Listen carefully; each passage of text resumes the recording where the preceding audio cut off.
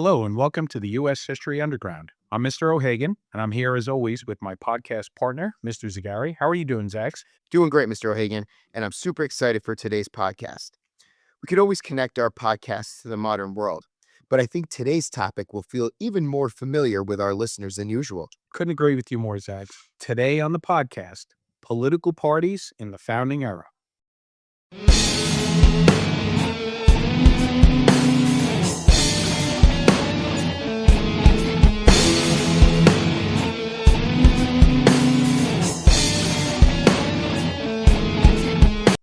We live in a very politically polarized climate in 2025.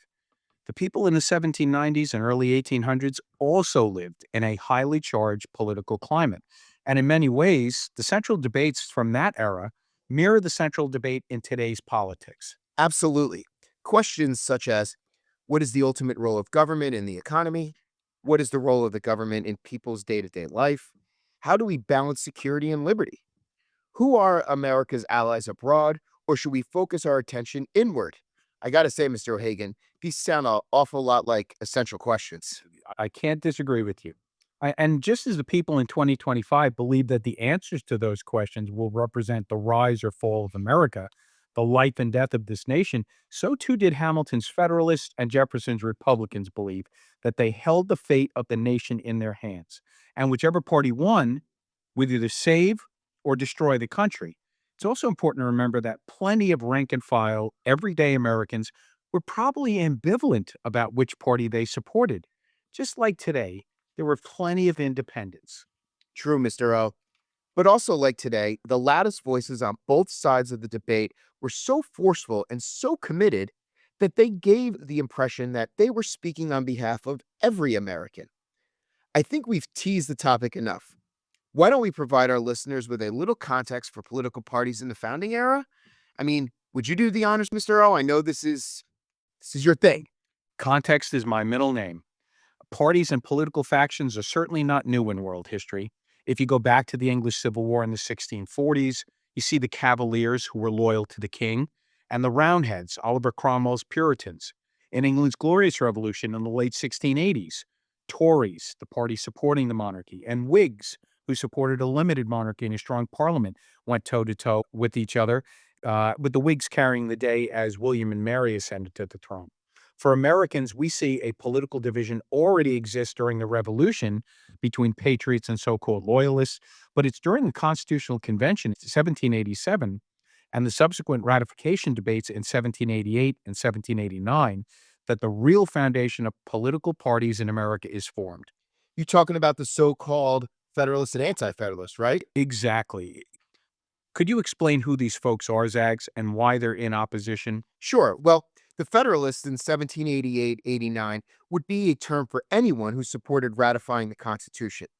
As the name hints, these people supported the stronger federal government created by the Constitution. Heck, it's the name adopted by Madison, Hamilton, and Jay for their newspaper editorials published in 1788.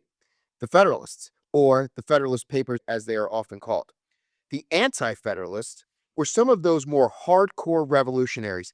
Think people like Patrick Henry, Sam Adams, John Hancock.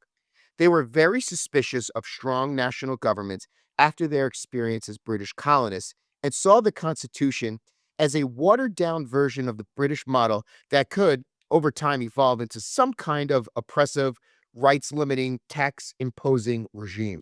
So the central divide, Zags, is over the power and reach of the federal government. Is that correct? Absolutely.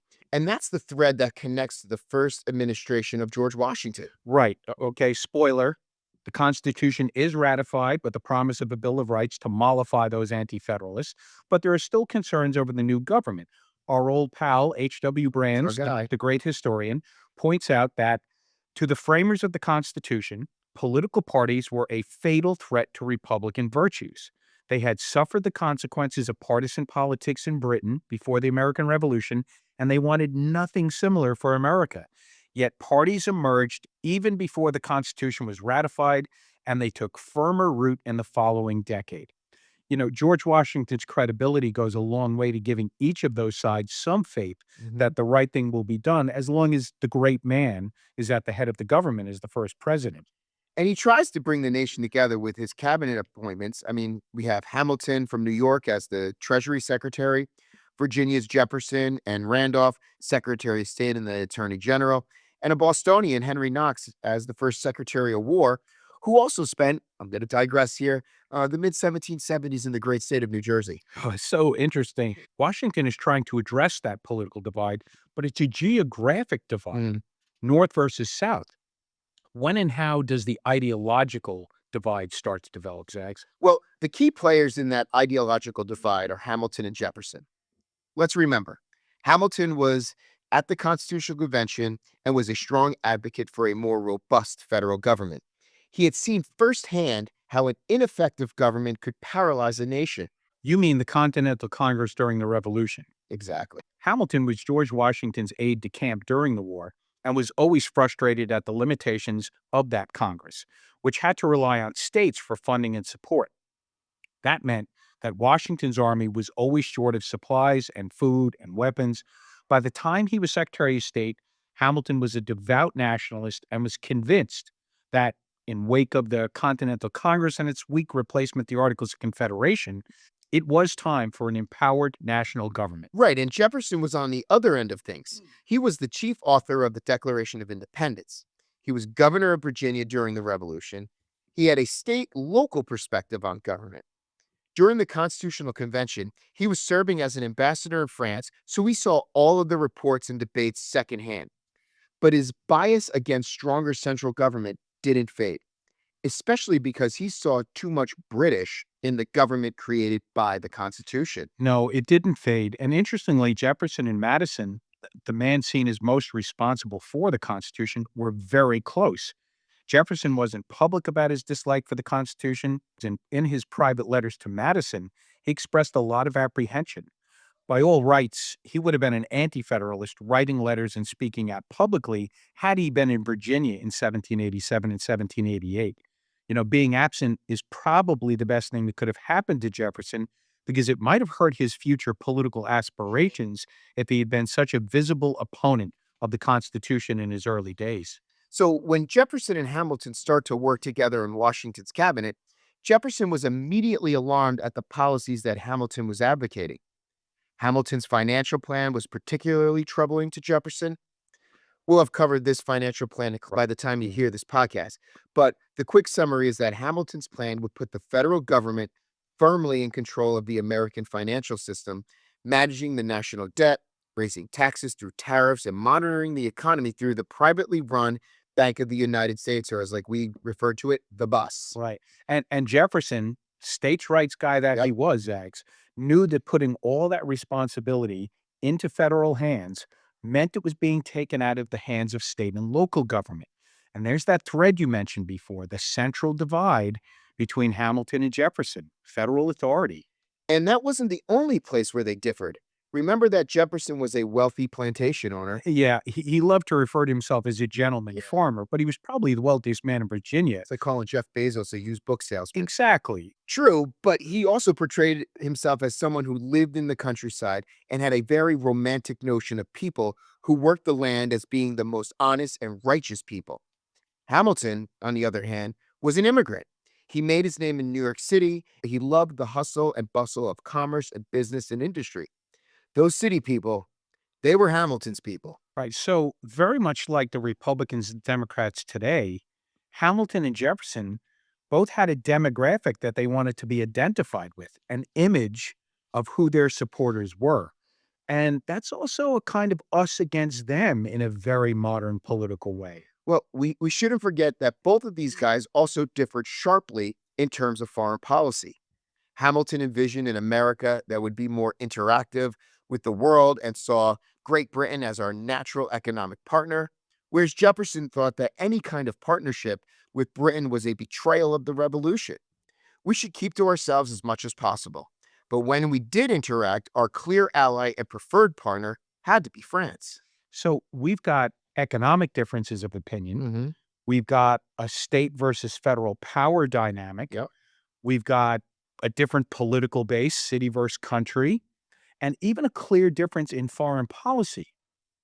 But all of this didn't immediately lead to the creation of organized political parties, Eggs. No, it sure didn't, Mr. O'Hagan. They evolved, but by the mid 1790s, people were regularly using the terms Federalists and Republicans, and Hamilton and Jefferson were clearly seen as the flag bearers of these parties. Zags, what's the significance of the names used by each of those parties? Well, it's clear that Hamilton and his Federalists wanted to declare themselves as the party that had a more unifying nationalist vision with the Constitution as their guiding set of principles. Yeah, and the first group calling itself Federalists were the people who supported the Correct. ratification of the Constitution. Jefferson and his supporters, what name did they choose? Well, Jefferson's people wisely rebranded themselves. Anti Federalists had lost that last big political battle, so you can't stay with that name. Right. Instead, calling themselves Republicans put the focus back on the idea of a representative democracy and a focus on the voice of the people, an emphasis on the consent of the governed. Isn't it amazing how much they paid attention to branding and messaging, right? Even We before social media. Yeah, I mean, we think of those as such 21st century concepts, but it's been part of politics from all the way back at the beginning. Yeah. And it's also in the mid 1790s that the media wars begin between the two parties, Ags. Dozens of newspapers are created to serve as mouthpieces for the two parties. I mean, Hamilton is even the founder of the New York Evening Post, one of the few remaining daily papers in New York City even to this day. Another connection to modern politics, their use of media. And Jefferson and his ally, James Madison, who helped co-found and organize the Republicans, would routinely write under pen names for these various papers to attack Federalist policies and celebrate their own ideas. Forget X and Twitter and Truth Social. These various newspapers revved up the animosity between the two parties and got supporters in a fever pitch about their political opponents. So many parallels between the parties of the 1790s and today. As Joanne Freeman puts it, politics in the 1790s was a blood sport. Partisanship was not just policy differences. It was personal, it was cultural, it was about the soul of the new republic. It is a little reassuring to know that what we are experiencing now is not unheard of in our history. Both Federalists and Republicans portrayed the other as traitors to the spirit of the revolution and to the potential greatness of America. There was a lot of bitterness and a lot of distrust. Let us hope we can figure our way through it a little bit better than they did and do less damage to each other. You said it before, Zags. The thread runs through our political parties from then until today. It's still a debate about those key questions you mentioned, right? What is the ultimate role of government in the economy? Mhm. What is the role of government in people's day to day life? How do we balance security and liberty? Who are America's allies abroad? Or should we focus our attentions inward? Every generation continues to seek answers to those questions that the first political parties debated about. Well said. Well, that's it for today, folks. Thanks for joining us. Don't forget to check out all the great videos, content spotlights, A Push on the Road segments, and podcasts like this one on our YouTube channel. A Push students, remember that the playlists on your YouTube channel are coordinated with your class packets for easy access to the materials you need for each unit. See you next time on the U.S. History Underground. Underground Army dismissed.